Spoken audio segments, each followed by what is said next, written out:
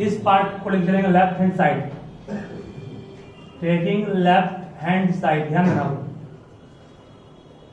और यहां ए के रूप में काम कौन कर रहा है? ए के रूप में काम कर रहा है पूरा कौन? बोलिए, एज ए काम कौन कर रहा है? ए यूनियन बी कर रहा है काम।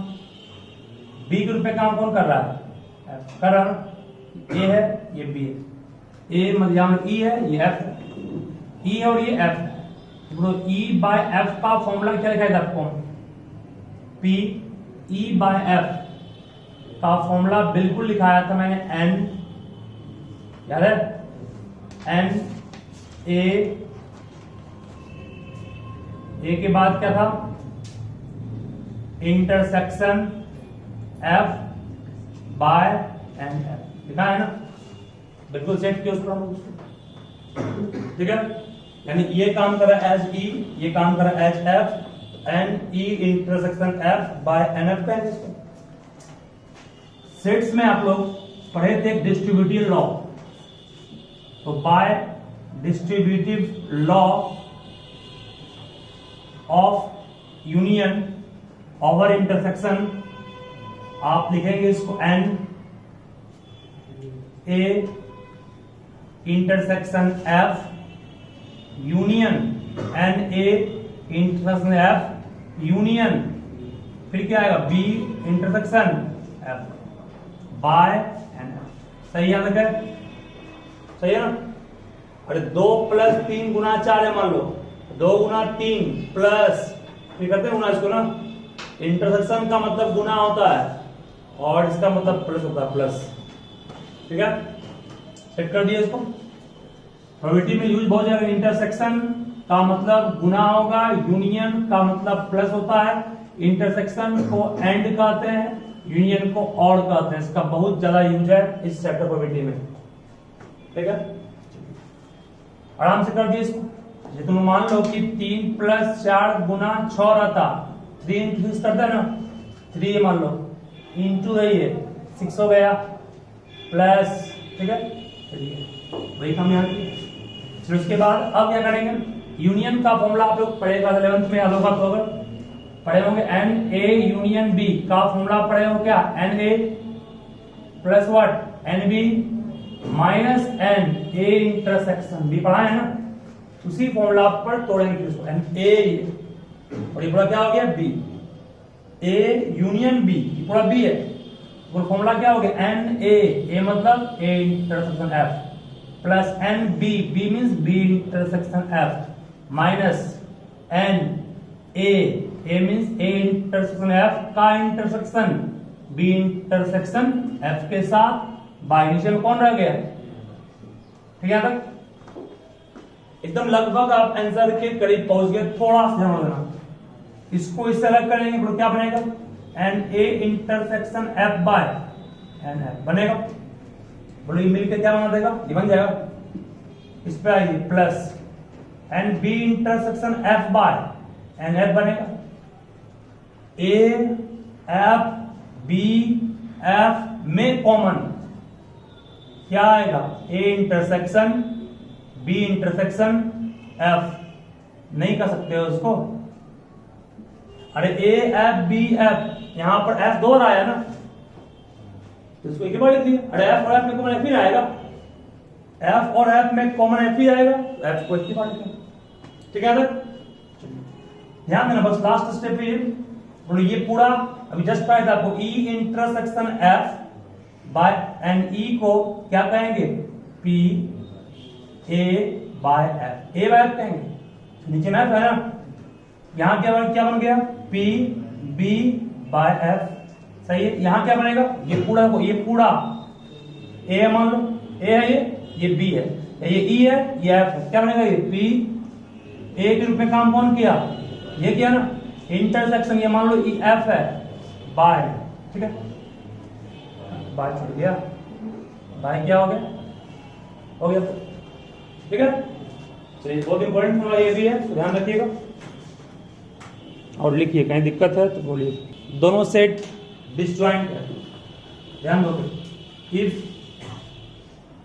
ए and B are disjoint. Disjoint का मतलब क्या होता है? डिसजॉइंट का मतलब दोनों में कॉमन कुछ नहीं आ रहा है।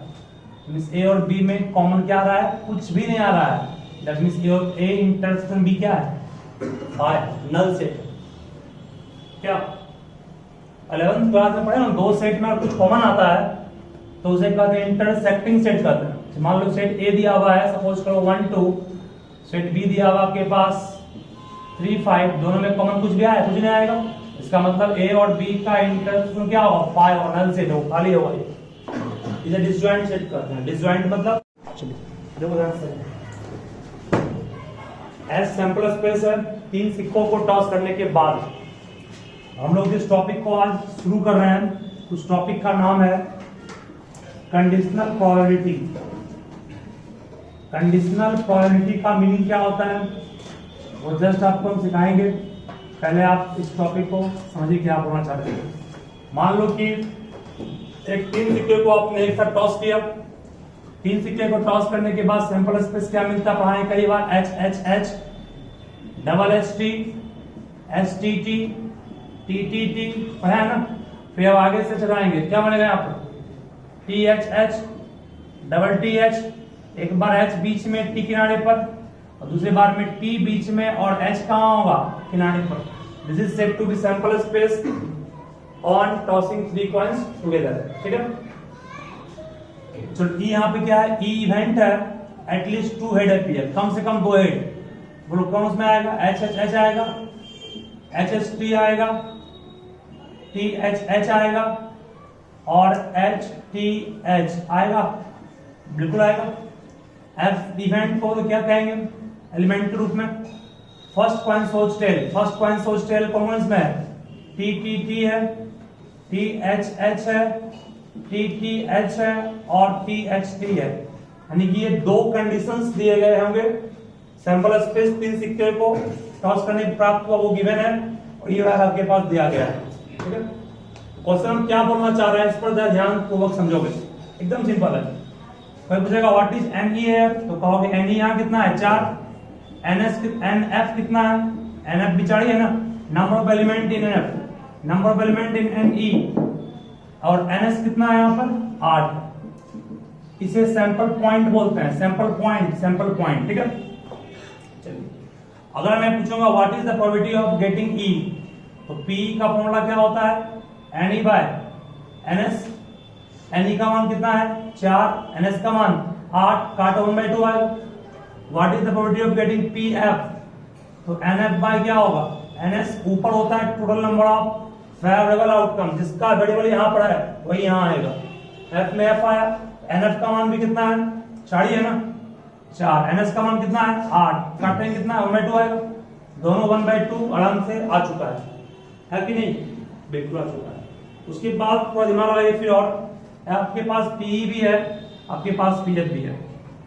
तो मेरा क्वेश्चन होगा कि कंडीशन दिया हुआ है, अभी यहाँ पे कोई कंडीशन नहीं है। यहाँ ई इंडिपेंडेंट है, ई को मतलब नहीं है एफ से, ना एफ को मतलब ई से भी है। लेकिन अगर दोनों को एक दूसरे में मतलब रहेगा तब क्या होगा? प्रोबेबिलिटी प्रभाव पे देगा। क्वेश्चन रहेगा what is the probability, what is the probability of E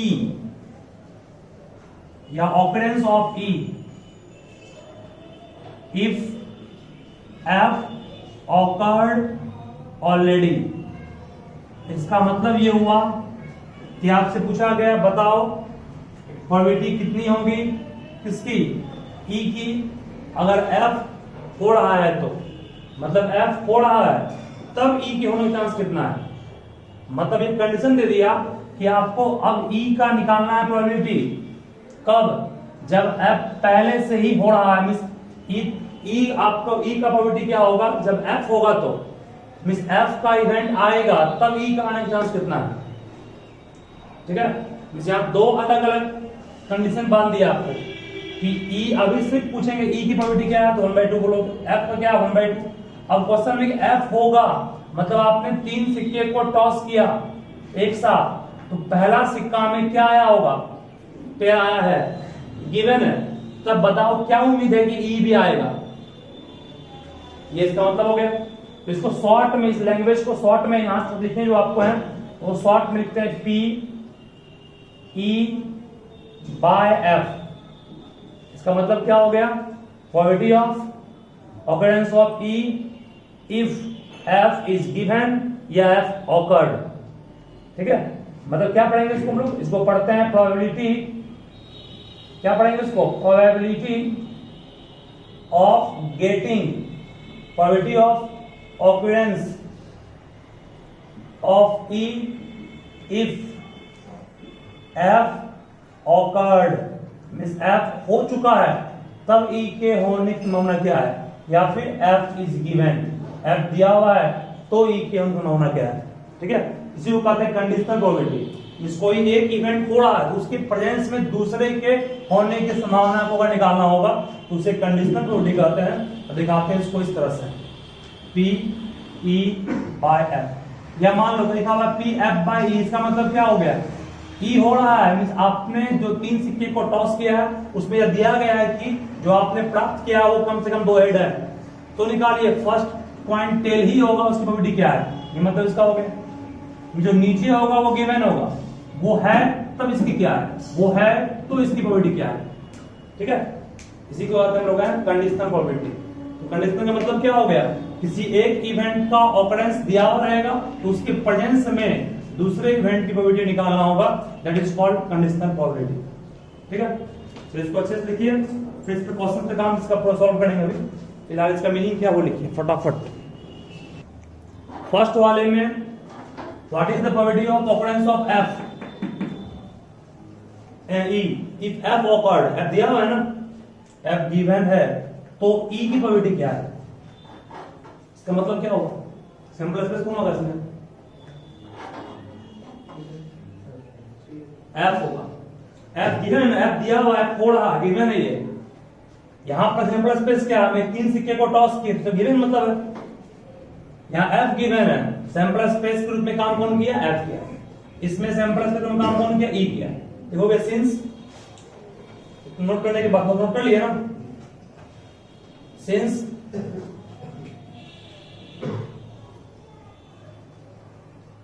sample space, since sample space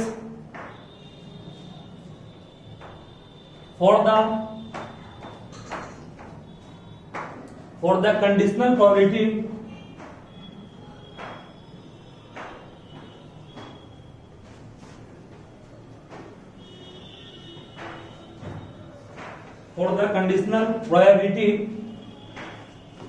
get reduced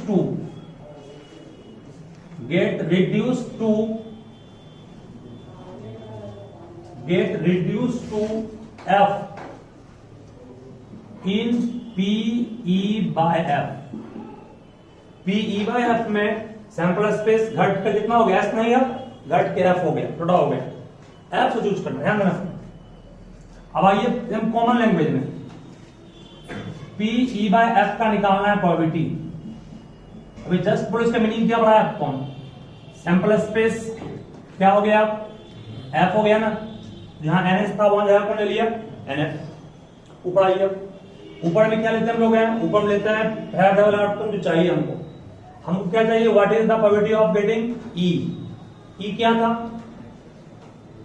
E में आपको ऊपर में इम्तियाज E में क्या लिखा था, प्रोबेबिलिटी ऑफ गेटिंग एटलीस्ट था, एटलीस्ट 2 हेड था, तो बोलो F में कम से कम 2 हेड कितना बड़ा है, F में कम से कम 2 हेड, इसका मतलब हम लोग क्या निकाल रहे हैं, इसका मतलब हम निकाल रहे हैं F और E में कॉमन क्या है, नहीं THH यहां भी है, THH यहां भी है, वही निकाल रहे हैं ना।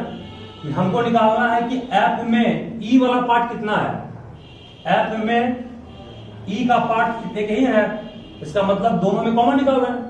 ऊपर हम लोग मतलब जनरल फॉर्मूला के लिए N E इंटरसेक्शन F नहीं कर सकते हैं क्या, सैंपल स्पेस घट के F हो गया। अब F से वैसे टर्म को निकालना जो E का हो, F से वैसे टर्म को निकालना जो E का है, बस एक टर्म है जो यहां दिख रहा है साफ साफ, वो है क्या, वो THH है, वो THH कहां से आएगा, दोनों में कॉमन निकाल के आएगा। इसका कॉमन को हम लोग मैथ में इंटरसेक्शन वर्क करते हैं, जो आप क्लास 11 में पढ़े सेट में, ठीक है ना। चलिए इसका मतलब ये हुआ conditional probability P E by F का फॉर्मूला क्या बन गया, P E intersection F by P. क्या पढ़ेंगे, लिखा दिया इसको दो चीज पढ़ेंगे, probability of occurrence of E if F occurred, probability of occurrence of E if F is given. ठीक है, चलिए अब सवाल यहां पर ऐसा आएगा, इसका और भी अलग फॉर्मूला बनाएंगे। अब एंड इसके अलावा मान लो पी एफ बाय ई रहेगा तो क्या होगा, नीचे में पीई हो गया, नीचे में क्या हो गया एन ई हो गया, ऊपर में क्या हो गया एन एफ इंटरसेक्शन ए। ठीक है, चलिए एक बात और कहते हैं, एक ये बना, उसके बाद एक और बनेगा formula, dividing numerator and denominator by NS. ऊपर भी भाग देंगे एनएस से और नीचे भी भाग देंगे एनएस से, दोनों केस में जब ऊपर नीचे भाग देंगे एनएस से तो बोलो क्या बनने की संभावना है, तो यहां से एन इंटरसेक्शन एफ बाय कितना एन एस, यहां भी क्या हो गया एन एफ बाय कितना एन एस, यहां भी क्या होगा तरह से N F intersection E by N S by कितना N E by N S. सही है, तो ध्यान देना आप, तो फर्स्ट वाले कंडीशन को ध्यान से ऑब्जर्व कीजिएगा, total number of favourable outcome by possible में सैंपल स्पेस आ गया, इसका मतलब क्या हो गया, ये आपका इंडिपेंडेंट प्रोबेबिलिटी है, मतलब इस पूरे को लिख सकते हैं पी ई इंटरसेक्शन एफ, क्या कहेंगे, इस पूरे को क्या कहेंगे पी बस एफ। सही है, इस पूरे को क्या कहेंगे पी एफ इंटरसेक्शन ई को आप ई इंटरसेक्शन एफ भी कर सकते हैं, दोनों में कॉमन एक जाएगा ना, और नीचे में क्या आएगा पी। इसका मतलब ये हुआ कंडीशनल प्रोबेबिलिटी का बेसिक फॉर्मूला, अगर एलिमेंट दिया हुआ है तो ये यूज कर लोगे, एलिमेंट दिया हुआ नहीं प्रोबेबिलिटी दिया हुआ है तो इसको इतना भी कर सकते हैं, एन को उठाएंगे पी कर देंगे, एन को उठाएंगे पी। यहाँ एन एलिमेंट की संख्या दिखा रहा है और इस संख्या नहीं ये प्रोबेबिलिटी दिखा रहा है। ठीक है, दोनों सेम ही फॉर्मूला है, खाली अंतर एन और पी का है, सब कुछ सेम है। कैसे बनाना है फॉर्मूला को एनएस से, क्योंकि जब एनएस से आपका नीचे रहेगा समझ जाओ कि वो इंडिपेंडेंट प्रोबेबिलिटी के काम कर रहा है। ठीक है, ये दो फॉर्मूला प्रूफ किए हैं, एक फॉर्मूला बेसिक ये है, इसी को आप बिल्कुल इतना भी कहोगे, दूसरा इसमें बेसिक ये है, इसी को आप बिल्कुल इतना कर सकते हैं। फटाफट लिखिए फास्ट में इसको भी।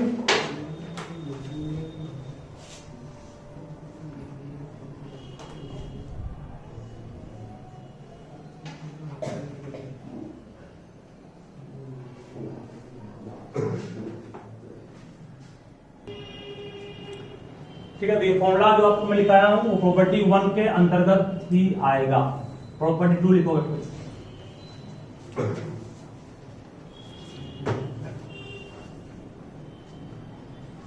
सिंपल है काफी। प्रॉपर्टी नंबर 2 ध्यान से दोगे, देखो और पूछे आपसे पी एस बाय एफ क्या होगा, पी एफ बाय एफ क्या होगा, पी ई बाय ई क्या होगा।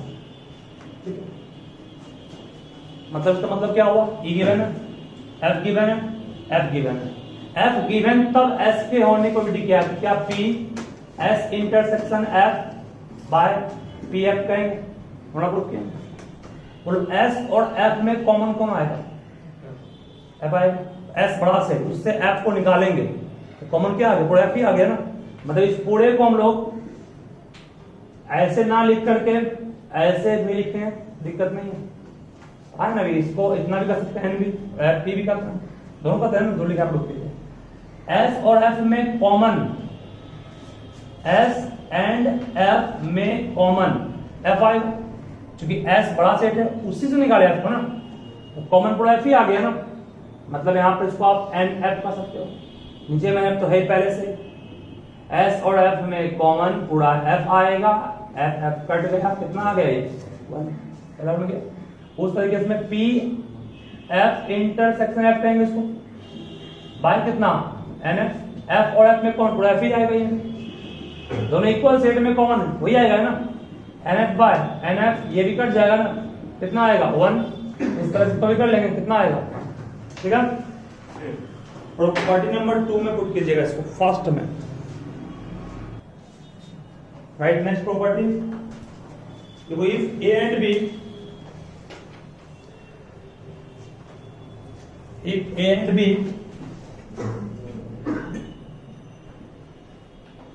are any two events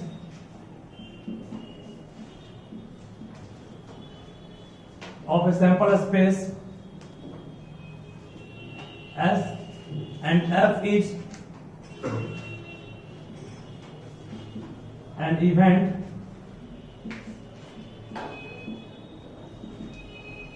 of S such that Pf not equal to 0, then P A union B F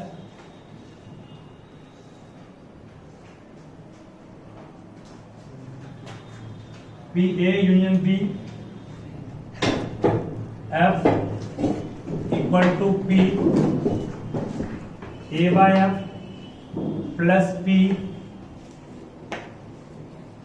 B by F minus P A intersection B by F। चलिए ध्यान से समझिएगा ये proof कैसे हो पाएगा।